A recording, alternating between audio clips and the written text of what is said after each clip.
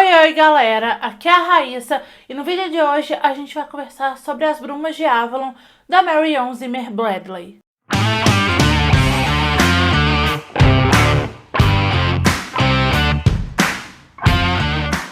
As Brumas de Avalon foi publicado originalmente em 1979. Aqui no Brasil, atualmente, a história é publicada em um volume único pela editora Planeta Minotauro.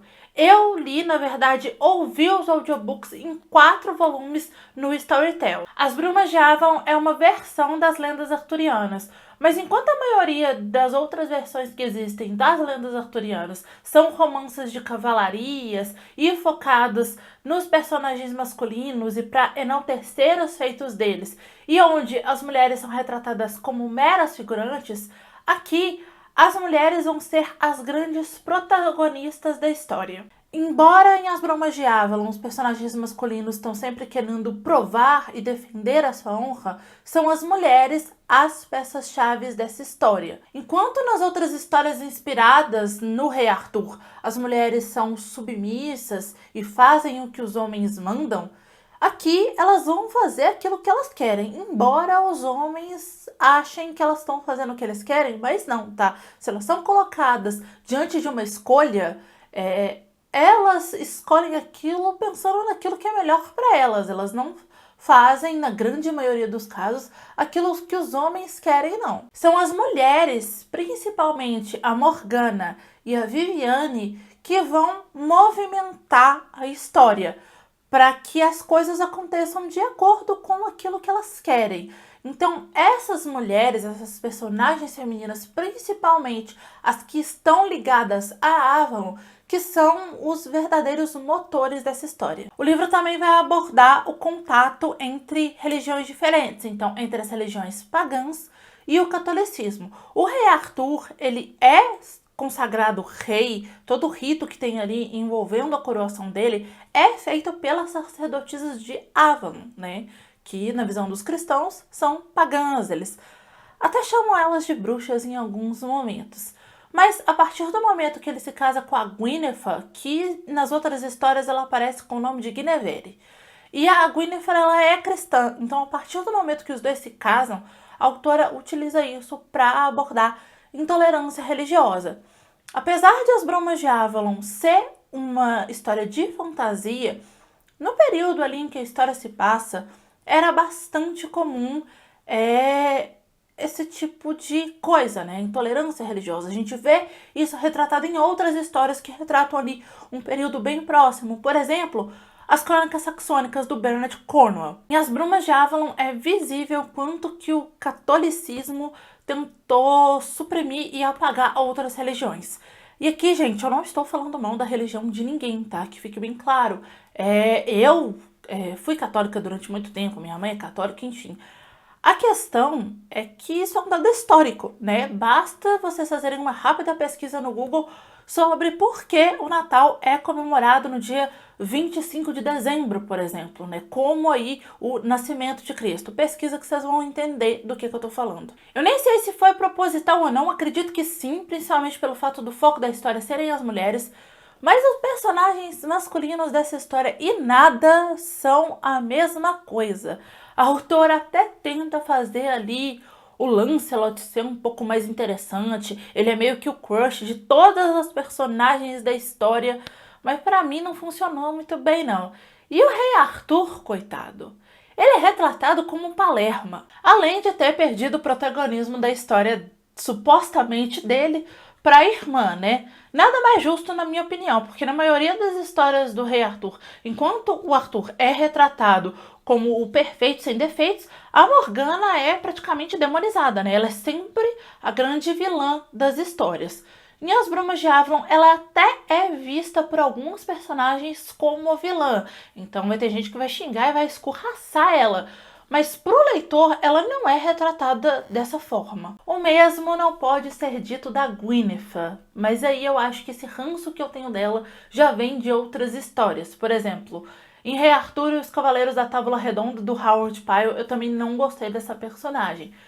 Mas em As Brumas de Avalon, ela realmente consegue se superar. Gente, que personagem insuportável! Ela é falsa, ela fica julgando e tentando competir o tempo todo com outras mulheres que não fizeram nada de mal para ela. Ela é preconceituosa, ela reclama o livro inteiro e ela tenta manipular o Rei Arthur na base da birra. Só eu que achei ela insuportável? Comentem aqui embaixo. Eu gostei muito da escrita da autora, mas eu sei que a Marion Zimmer Bradley é uma autora bem polêmica, né? Pelos assuntos que ela aborda nas histórias dela e por causa de atitudes que ela teve em vida. Não sei se vocês sabem, mas a filha dela acusou ela e o marido, né, no caso o pai da menina também, então ela acusou o pai e a mãe de, dentre várias outras coisas, pedofilia. Eu não vou entrar muito no mérito aqui nesse momento daquela discussão de separar o autor da obra. Eu já falei num outro vídeo que saiu recentemente aqui no canal, que eu acho que depende do autor e do que ele fez, e do teor da obra também. Eu sei que vai ter gente dizendo que antigamente os tempos eram outros e esse tipo de conduta problemática por parte de autores era normal. Pode até ser normal, embora eu não concorde com isso. Mas isso não significa que seja aceitável, pelo simples fato de que eu tô no século XXI. Então, seria totalmente irresponsável da minha parte vir aqui falar para vocês que tá tudo bem uma conduta errada de um autor simplesmente porque ele viveu há anos atrás. Além do que eu estaria traindo algo no que eu acredito. Então, eu não tenho como me desprender das coisas que eu acredito e que são pautadas pelo tempo em que eu vivo para julgar coisas que foram feitas antigamente. Não tem jeito, eu vou julgar com a minha visão, que é um reflexo do tempo em que, né, eu vivo, então não tem muito como. Aí você me pergunta, Raíssa, então por que você leu o livro? Então, por que você tá fazendo a resenha? Gente, pelo simples fato de que As Brumas de Avalon é uma história de fantasia que vários outros autores se inspiraram. Então, eu, como leitora de fantasia, que é o meu gênero favorito, eu senti que essa é uma história que eu precisava conhecer.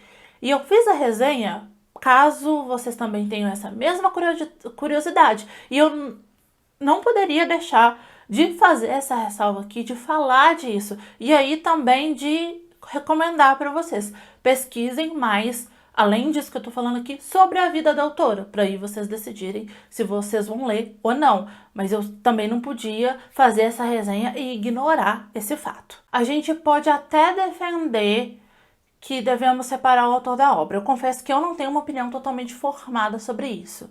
Mas o que eu acho que a gente precisa ficar atento é quando a gente está defendendo que a gente precisa separar o autor da obra ou quando a gente está passando a mão na cabeça do nosso autor favorito, passando aquele famigerado paninho para atitudes erradas que ele tem, alegando que ou no tempo em que ele viveu esse tipo de conduta era o normal, ou caso ele ou ela ainda esteja vivo, alegando que ele não vai mudar e não vai aprender por causa da idade ou porque a cultura dele é outra. As Brumas de Avalon é um livro que praticamente todo fã de fantasia já leu. E se você é fã de fantasia, se fantasia é o seu gênero favorito e você ainda não leu As Brumas de Avalon, eu recomendo fortemente que você o faça.